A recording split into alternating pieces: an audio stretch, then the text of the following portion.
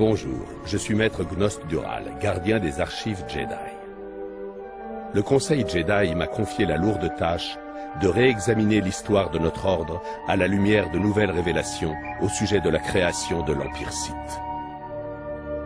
Plus précisément, je dois retracer le conflit entre l'Empire et la République, entre les Sith et les Jedi, pour découvrir les origines du conflit qui nous oppresse aujourd'hui.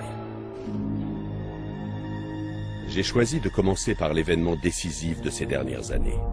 Un accord de paix inédit conclu entre l'Empire Sith et la République galactique, le traité de Coruscant.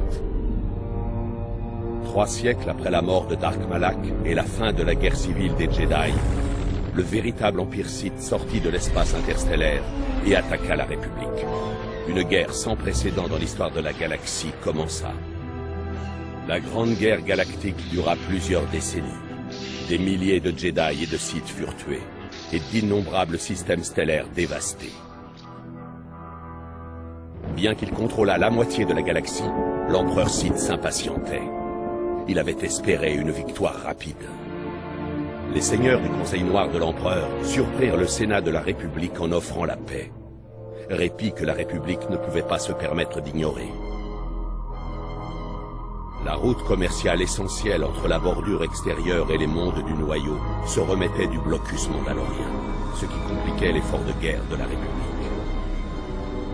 Le Conseil Jedi recommanda au Sénat d'étudier l'offre des Sith avec prudence. Mais les Jedi durent le reconnaître, ils ne pouvaient pas remporter la guerre. La paix était le seul espoir.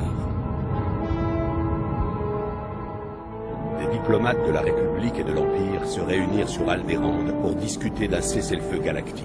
Mais les Sith avaient encore une carte à abattre. La flotte impériale lança une attaque surprise sur Coruscant, la capitale de la République. Elle bombarda la planète et attaqua les tours infinies de la ville-planète.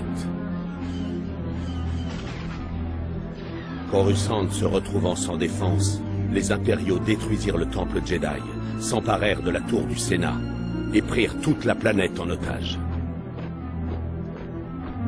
Sur Alderaan, les diplomates de la République n'eurent pas le choix.